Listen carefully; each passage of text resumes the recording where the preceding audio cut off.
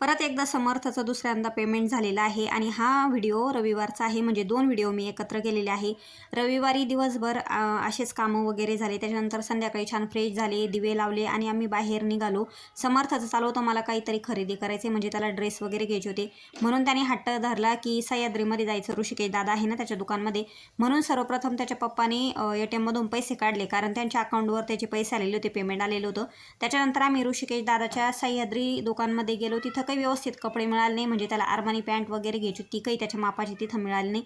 म्हणून आम्ही परत एकदा निघालो दुसरीकडून घेतली. मग छान असा ड्रेस घेतला समर्थाने त्याच्या पेमेंटमध्ये. आवडला का तुम्हाला नक्कीच कमेंट करून सांगा.